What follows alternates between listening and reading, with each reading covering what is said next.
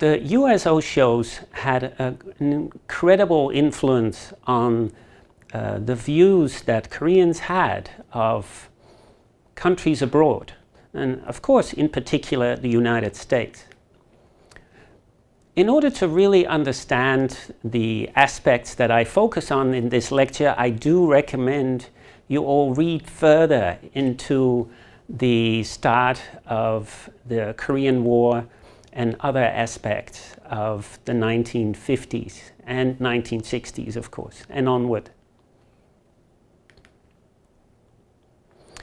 So one of the things that made the 1940s particularly interesting is that we had a Korea that was left behind, in a sense, by an administration, a Japanese administration.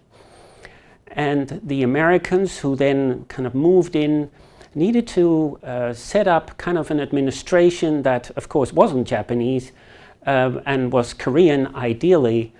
And that meant that they had to work fast. The conditions were not as awful as they were after the Korean War, but there still was an elite, and it was difficult to decide who to work with. And what do you do with all these refugees and migrants who now want to come back to Korea?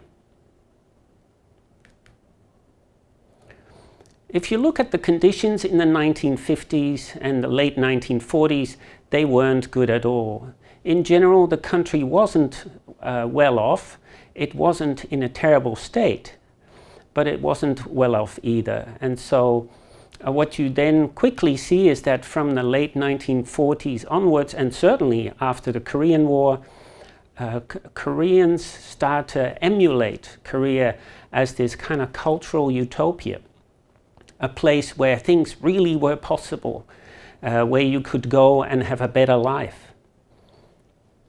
And you see this in this slide as well, where someone is drawing tiles on top of his roof because many houses didn't have one.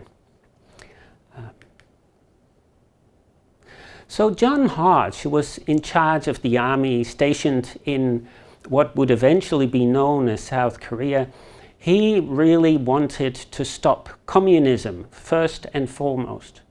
His primary concern was with that part that he was responsible for not falling into the hands of the communists. And the Americans had not been really interested in developing Korea as anything other than an independent nation. Unlike Japan, where Americans had seen an opportunity to perhaps have a base and an ally in a very important part of the world. So Americans were prepared to go to Japan, and many of them studied Japanese before they went to Japan, unlike Korea. So when John Hodge set up or stationed in Seoul, there wasn't a great sense of them having to know more about the country. There was also not that kind of sense of Korea being a country to appreciate and to cherish, like in a way they had with Japan. There was a certain sense of admiration among the Americans when they went to Japan. That did not exist with Korea. Ultimately, his job was to stop communism. And so he also denied the authority of the Provisional Government of the Republic of Korea, which had been formed in Shanghai initially and had kind of taken on the plight of Korea that had lost its independence during the Japanese occupation. So in 1945, he sets up a so-called Korean Advisory Council. And that didn't work very well. In 1946, he sets up an interim government that was headed by Kim Gyu-sik and Syngman Rhee. But again, it was not one that had the authority not as in his own eyes, but also in the eyes of many Koreans. The United States and Russia agreed to a period of about 4 years of supervised autonomy for the two parts they were responsible for. Koreans did not sign up for this at all, and they wanted to govern their own country. But when on the 15th of August 1948, the Republic of Korea is established with Syngman Rhee as its first president, things turn further sour. Syngman Rhee was trained in the United States. He was a devout Christian and also a devout anti-communist. And he was increasingly authoritarian. So one of the problems with this is that he wasn't interested in listening to the people. He purged his rivals, and he used excessive force against local uprisings, including one on Jeju Island. Eventually, Koreans started to realize that they couldn't really count on America to kind of consider and protect their rights to an independent administration. They couldn't really count on Syngman Rhee or Lee Seung-man either. And it was then, and perhaps North Korea knew this, that North Korea decided to invade South Korea, or the southern part of the peninsula. The war that began was devastating. A large number of Koreans and Chinese lost their lives in this struggle. Many people had to flee south towards Busan. And many families ended up on, in a sense, the wrong side of the border, whether that was in the north or the south. Many families, therefore, were separated. And because so many things were destroyed, the conditions to kind of reorganize the country and get into a better shape were not good. An interesting aspect of this devastating war, which lasted for 3 years and in a sense has still not ended because a peace agreement, as I'm sure you're aware, has not been signed, is that many Koreans fleeing to the south had to end up relying on Japanese radio for their information and their entertainment. So from an entertainment perspective, even though it's odd perhaps to think of entertainment at a time of a devastating war, there was quite a lot of Japanese influence.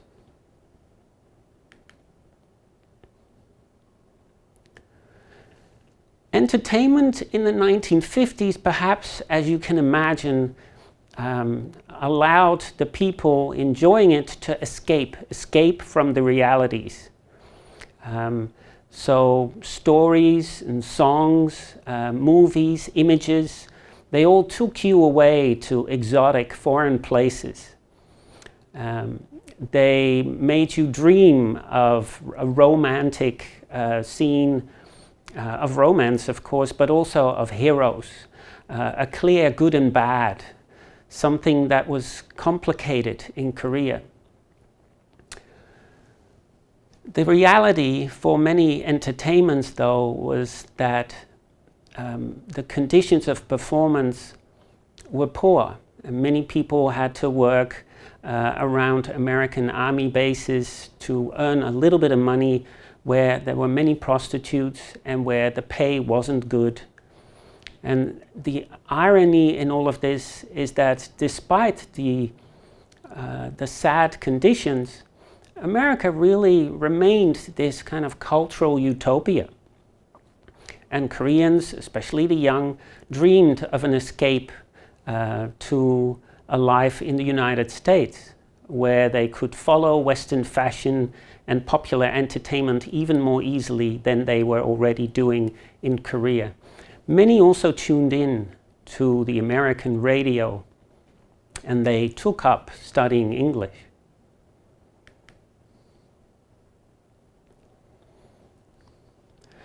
An interesting product of the times is the movies made by some Korean directors.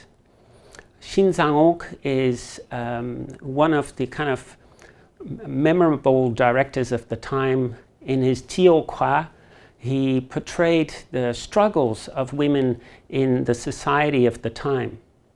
His movie came out roughly 2 years after another kind of very important movie in Korean history called Madam Freedom.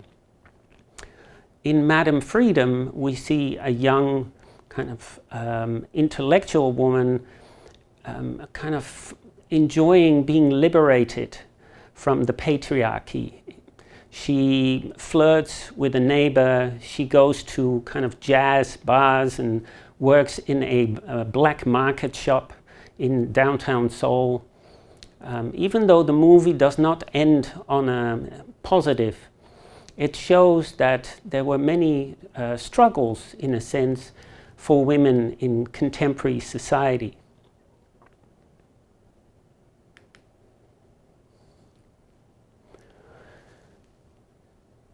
The USO shows were incredibly popular with the people who were able to see them, mostly young Americans.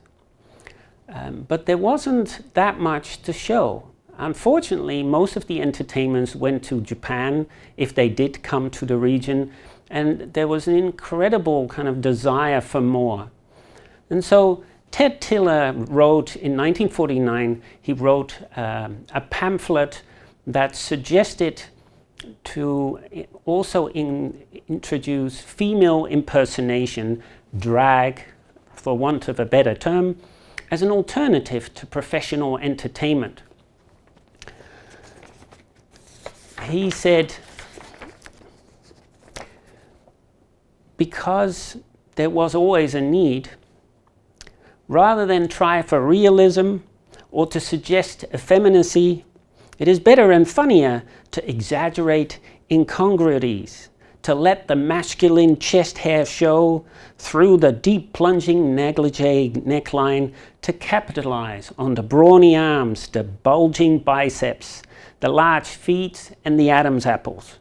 The bigger, the gawkier the guy you put into a slinky evening gown for your heroine, the louder the howls you'll get from your audience. And so indeed, this was something that applied to Korea. After the war, during the war, there was a need for more. And many Americans serving in Korea signed up to work as entertainers, at least partly. But it wasn't enough.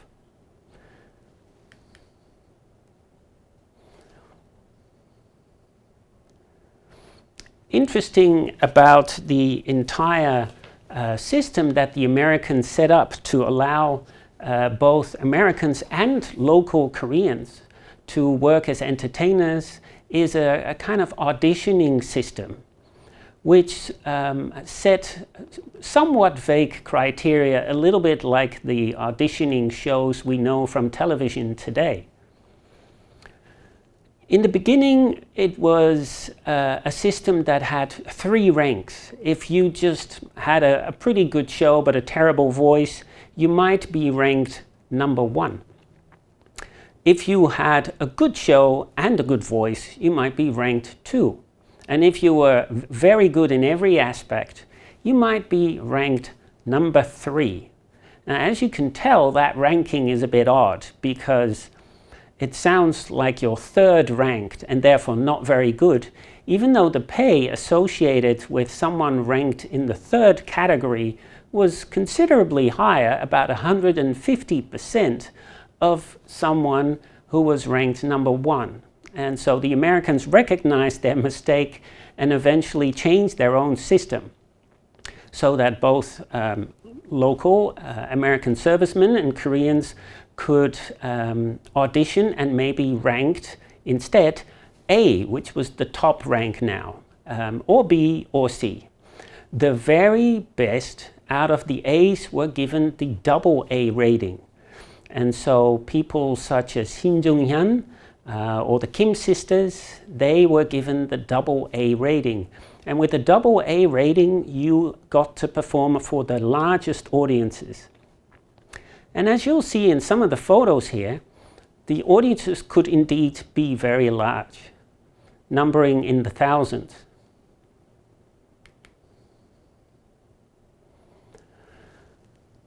So the Kim sisters and Shin Jung-yan were kind of the real stars of Korea, homegrown in a sense, and people who were genuinely recognized by American servicemen as having genuine, good, strong talent. And so Americans were very keen to see them, watch them, and play with them. So there are a number of photos of Shin Jung-yan also engaging with American military, and the relationship they had was quite good. And I think it must have been partly because Koreans did not really expect to have relationships with American servicemen, and it was the other way around as well. I don't think a lot of Americans expected to really have a relationship with Koreans on the ground, beyond a kind of simple friendship. And so they would be quite keen to help talented Koreans make a career as a musician. And even though the supplies for American military music supplies were limited, they still helped their Korean friends get instruments. Instruments and songbooks.